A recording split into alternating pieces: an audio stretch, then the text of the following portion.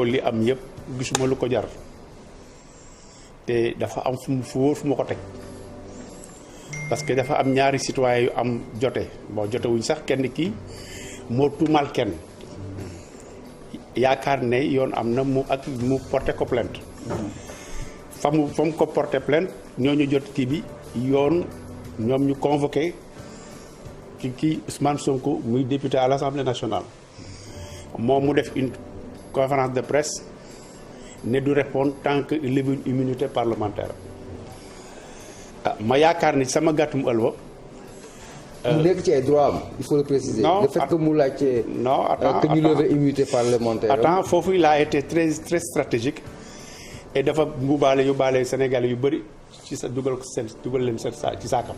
mais au moins ñu retenir que ne. ma loi bi moom moo ko permettre. déglu ma c'est que ñu def confusion ñu dem. de façon dégg ma expliquer la rek. allez-y.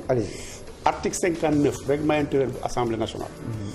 dafa ne député bu nekkee ci session kenn mënu ko poursuivre kenn mënu ko rechercher kenn mënu ko arrêter kenn mënu ko détenir mais est-ce que situation boobu lañ toll.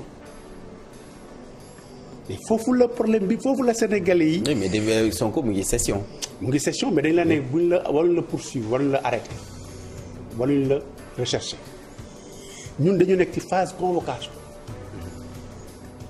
mais finalité bi moom mooy. non mais finalité nga wax.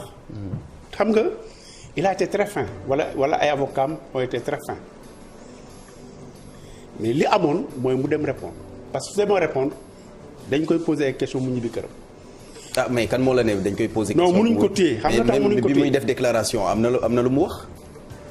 lu mu wax. moom nee na jot na information yi comme quoi bu demee foofu dañ koy téye. xam nga amul lu dem xam nga loolu. est-ce que également li ngay wax nii convoqué nit député mu nekk session nga convoqué ko est-ce que war na jóg rek dem wuyu ji tout en sachant que député la am na immunité parlementaire en plus il est en session. xam nga boo ma dégloo. immunité parlementaire. boo doonee député rek am nga ko. waaw ci sa biir session. dañ leen ne yoon amul droit pour suivre la. yoon amul droit pour rechercher la. waaw mais léegi bu fekkee ne loolu ñu wax. léegi nag xaaral ma dama lay wax est-ce que waroon nañ ko convoquer alors. non dama lay wax mais convocation da ngay dem répondre à une convocation boo fa jógee tu rentres chez toi xam nga fan la affaire doon grave ñu téyewoon ko fa.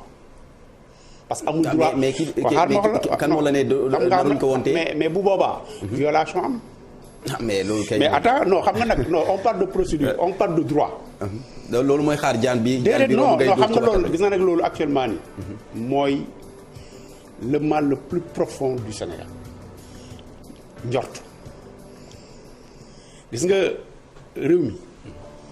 mais njort yooyu est-ce que amul lu ko lal. waaw loolu laay wax mais xam nga loolu laay wax mais xam nga man amee nga yaakaar ne. xam nga man da nga finalement c'est ça. xam nga man da nga ma poser une question.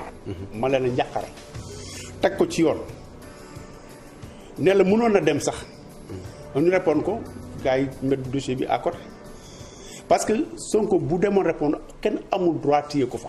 wala boo ko téye violation moo am naka mën a xamee loolu tout ça là non loi la texte la dama la ne article 589. mais am na ñoom opposants yi am na ñuy wax naan yaa ne loi la mais combien de fois on entend des opposants aussi dire que les lois ne sont pas respectées la loi est faite certes pour être respectée mais ñoom dañuy wax naan loi yi bi fi nekk kenn du ko respecté. xam nga bu ma bëggee ñu waxtaan. man je m'adresse aux Sénégalais yéen ngeen di jouer di apporter des informations. man du ma def ay analyse sur la base de foogoon naa yaakaar naa dama lay wax li nga xam ne parce que man bi ma demee assemblée nationale dama def droit parlementaire. dama lay wax li nga xam ne man moom laa xam ci sama gàttu ëlwa parce que immunité parlementaire bu demoon mënuñ ko lever instant boobu c'est pas possible parce qu'il faut que le bureau se réunisse il faudrait que la conférence des présidents se réunisse pour fixer un calendrier déclencher procédure bi loolu dafay jël ay fan. alors léegi nag man li ma gis ci man ni ma ko gisee il a été très fin ses avocats ont été très fins et fi mu nekk nii et puis li gën a li xaw a jaaxal ñëpp te mu jaaxal man ma gis ay des gens yoo xam ne ak expérience bi ñu am expertise bi ñu am comment peux-tu prendre benn thèse de complot nga def ko mu nekk une réalité. alors loolu mooy inspiré question bi ça va dans le même sens aujourd'hui on est dans un fait divers wala une affaire politique. moi je dis que nekkuñ ci ñaar yu benn bi ñu nekk mooy présomption lañ nekk ndaw di li mu wax xamuñ ndax am na wala amul li ñu tuumal waa ji xamuñ Ousmane xamuñ ndax am na wala amul te nit ki nag war nga xool sa diggante ak sa borom ba nga def ñu def beaucoup attention moo tax aujourd'hui j'invite la classe politique j'invite la société civile j'invite les médias à plus de retenue, à plus d'égard par rapport à la chose publique parce que fii ñu jëm nii on va directement au mur et c'est pas bon pour ce pays-là. Comment l'éviter? Ça là. Tey la situation elle était trop simple parce que yéen vous avez un collègue qui a vécu cette même situation mais lan la Sénégalais wax le contraire de ce qu'ils disent de Sonko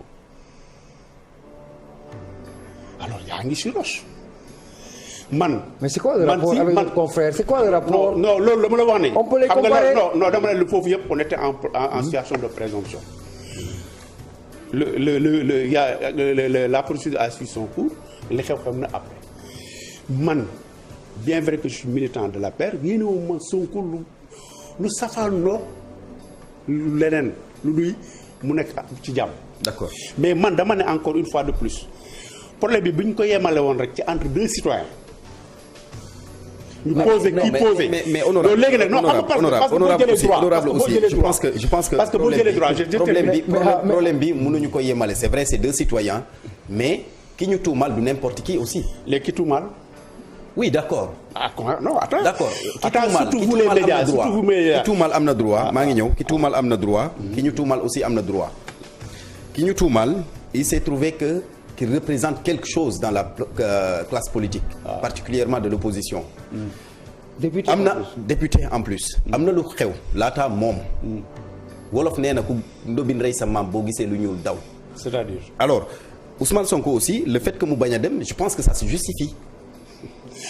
parce que ils ont évoqué des faits antérieurs yoo xamante ne peut-être def nañu rapprochement bi recoupement bi xam ne nii lay mujjee encore et les gens pensent que dans tout cela c'est la démocratie du pays qui est aujourd'hui menacée. xam nga léegi man je vous retourne la question qu'est-ce qu'il faut faire maintenant. non c'est pas à moi de répondre à des questions man sa kay sama rôle mooy laajte la. waaw da nga ma laaj. sama rôle mooy laajte la sama rôle du répondre à des questions. dama situer question bi sous l'angle de quelqu'un qui a déjà pratiqué l'Assemblée nationale andi la texte tegal la ko andi la aussi sur l'angle de la citoyenneté pour wax la ne en fait que mbir mi mënoon nañu ko gérer autrement xam nga yaa ngi wax ne moom dafa wax ne yaa anguille sous roche affaire bi am na leneen lu ñuy séntu mais il a même aussi au même moment il a accusé des gens il a accusé des gens li muy wax est-ce que am na ci preuve que diw moo ko def ñii ñoo ko def et aujourd'hui la thèse du complot ñi dem nañ ba def ko une réalité dans ce pays alors mu ne nga à quoi servent maintenant nos institutions à quoi servent maintenant même moom nos organismes de développement yi fi nekk. honorable yaa ngi wax ñu bëri commence à y croire di gëm loolu est-ce que ça veut dire que bataille opinion bi dafay déterminante ci issue conflit bi.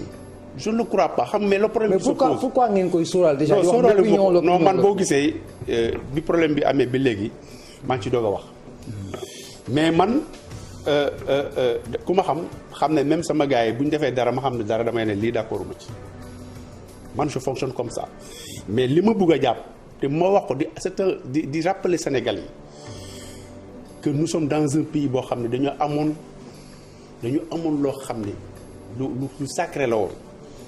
ñëpp naw nu ci et nous sommes en train de le perdre et ça devient dangereux. La faute à qui? À tout le monde. Aujourd'hui la classe politique boo xoolee ñiy politique yëpp 3/4 yëpp defuñ politique comme un sacerdoce. Tu prends les organisations de la société civile c'est du n'importe quoi maintenant les médias kazalika réew bu tollee benn ñi nga xam ne et les politiques également. ñoom laa njëkkee dëggoo mën non mais réew am na nu muy yàqoo politiciens yi la ñuy wax pratiquement tous les conflits. mais li xew ci politique bi moo xew ci médias yi moo xew société civile. ok d'accord léegi aujourd'hui demee na ni procédure bi enclenché nañ ko pour lever son immunité parlementaire en atteste les réunions qui se sont tenues aujourd'hui la commission des lois est d'ailleurs convoquée lundi le 15 pour en tout cas constitution commission ad hoc bi ba Macky Sall ñëwee ba léegi gis nañu ne député yu bëri levé nañ seen immunité parlementaire pour des faits yoo xamante ne peut-être dañ leen ko accuser am ñu ne dafa dem sax ba fi mu ne nii dafa banal personnellement au fond de ci sa biir xol lan nga gis parce que dañ gis ne sous l'avènement Macky Sall li ñuy lever immunité parlementaire dafa bëri est-ce que ñi koy wax amuñu raison. xam nga mun na nekk parce que en vérité man yàlla dafa def Ousmane Ngom bi ñuy lever immunité parlementaire man j'étais responsable au niveau de la commission éducation mais aussi j'étais membre de la commission des lois man maa nekkoon rapporteur bi man maa présenté rapport bi ñu def à la plénière mais xam nga procureur bu adressé à l'Assemblée nationale une correspondance avec benn exposé des motifs assemblée mënul luy sukkandiku lu ci loolu pour liggéey léegi nag s'il y a problème où se trouve le problème est-ce que c'est au niveau de la justice ou bien au niveau de l'Assemblée nationale mais ou bien au niveau de l'exécutif ou bien mais assemblée kay pouvoir bi moo fa majoritaire lu ñëw kay lu ñu bëgg ko mu jëm ci ay adversaires dañ koy valider. voilà l'erreur que vous commettez commission des lois tout ñëpp a nga fa mais majorité moo ëppale. xam nga boo ñëwee commission des lois commission technique la on discute d'ailleurs sax kenn du ko fekkee y a pas la presse boo nekkul député doo fa toog. boo nekkul membre commission des lois déjà yow commission ad hoc bi ñu nar a installé membre député pouvoir bi ñoo ci ëpp. mais loolu la texte wax texte dañu ne. comité ad hoc bi. on choisit mais en tenant compte de la représentation paritaire des groupes. Ça veut dire que si le ministre, ça veut dire en clair, ça veut dire que si le ministre de la Justice par exemple saisit l'Assemblée nationale pour la levée d'une immunité parlementaire d'un député bu yegsee commission ad hoc dañ koy valider parce que c'est le ministre, ça vient de la hiérarchie et ça tombe sur la majorité. Sëñ bi moi j'étais député au Parlement africain. J'étais président de commission là-bas. J'ai sillonné pratiquement toute l'Afrique. J'ai sillonné le Parlement européen. C'était un seul pays au monde où la majorité n'est pas dominante.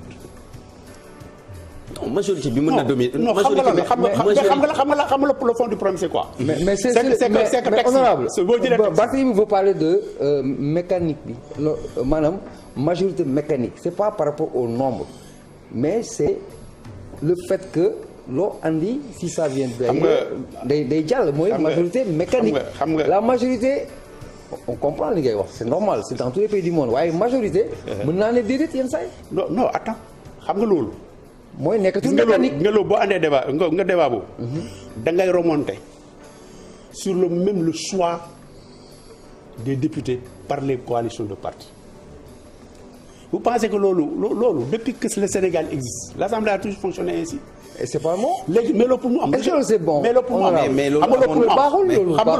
loolu amoon na fi ci jamono yu Moustapha Niasse ba ñu saisir Assemblée nationale sur le cas de Moustapha Niasse le bureau avait jugé la requête irrecevable mais parce que ñu annulé ko mais lan la woon depuis Macky Sall jusqu'à maintenant non je viens depuis Macky Sall jusqu'à maintenant non il faut préciser pour le cas de Moustapha Niasse ce qui s'était passé Moustapha Niasse a fait une déclaration donc d'une question de 6 milliards de la Sonacos kooku aju noonu lever immunité parlementaire aju ko maintenant ci jamonoy Macky Sall ba léegi demande requête yi ñu envoyé Assemblée nationale pour lever immunité yëpp ça passe requête yi c'est recevable non du demeewul noonu c'est recevable si on est en commission technique le débat est ouvert chacun donne son point de vue boo lire rapport bi day feeñ contre les positions des uns et des autres day feeñ mais bu ñu à la plénière quand les gens discutent commission ñu mettre en place la commission dañu mettre en place la commission ad hoc